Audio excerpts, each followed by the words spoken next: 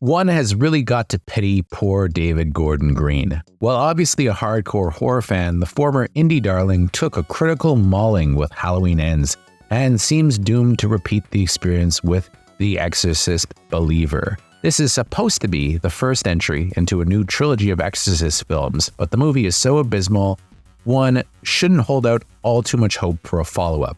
Now, in this one, after going missing for 3 days, two 13-year-old girls played by Lydia Jewett and Olivia Markham return with no memory of their absence, but exhibiting strange, violent behavior that the father of one girl deduces is demonic possession. While Exorcist Believer may indeed have a strong box office opening, word of mouth seems certain to be dire. The only thing that saves Exorcist Believer from being called the worst Exorcist movie ever is the fact this particular series has some very bad entries. While this isn't as awful as the infamous Exorcist II: The Heretic, I'd wager that that movie actually has more entertainment value in its badness.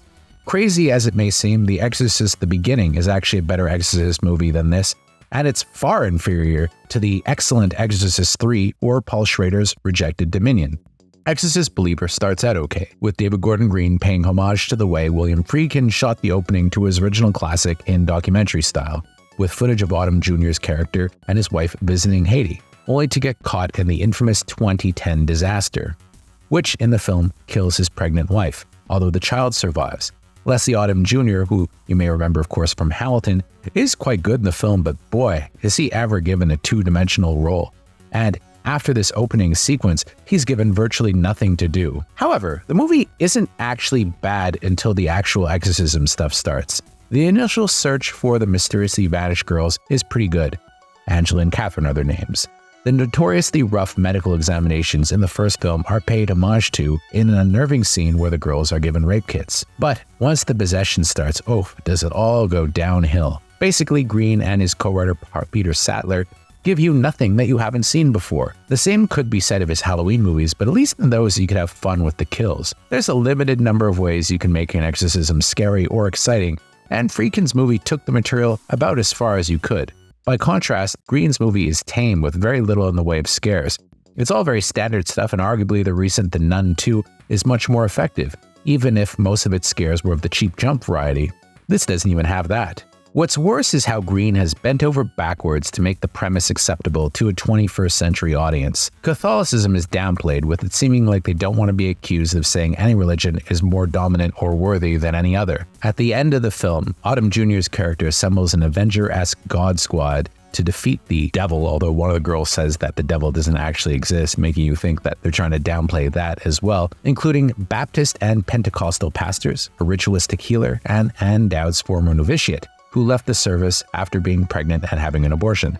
There's a priest in E.J. Bonilla's Father Maddox, but he's a total wimp.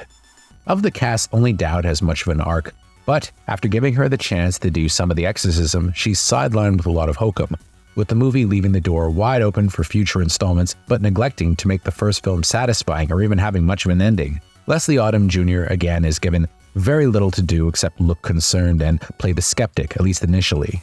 He's such a solid actor that he really should have been given a role as one of the exorcists, rather than simply getting the stock concerned parent role. And of course, they're selling the movie on Ellen Burstyn's return as Chris McNeil, but she fares horribly here and maybe has about 10 minutes of screen time, and I'm being generous. In short, they've made the character, who was once very relatable, insufferable, with us supposed to sympathize with the fact that her daughter Regan hates her because her mom wrote a tell-all about their ordeal. And, I don't blame Regan, to be honest. The movie also has what's arguably the year's dumbest line. At one point, Chris explains that she wasn't allowed into the room when her daughter was given an exorcism. When asked why, she blames, I'm not kidding here, the patriarchy. Never mind that of the two priests that saved her daughter, one died and one may have literally gone to hell. What a slap in the face to fans of the franchise to trivialize Father Merrin and Father Karras that way. Don't they realize that the people that are going to see Exorcist Believer are probably people that worship the original film and take those characters very seriously? Were William Friedkin still alive, I'm sure he would have mocked this attempt at political correctness that will likely only earn groans from horror fans.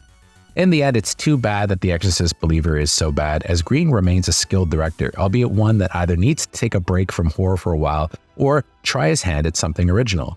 We're living in a good era for horror with Talk to Me, It Lives Inside, and plenty of other original fare, proving to be a lot more worthy of our box office dollar than this dull retread. In the end, a series like Halloween, A Nightmare on Elm Street, Friday the 13th, and especially Evil Dead is malleable enough that you can turn them into long, enduring franchises, because really all you need to do is make the kills messy and fun. But with The Exorcist, there's only so much you can do. So simply watch the original instead, but I give this one a very disappointing 4 out of 10.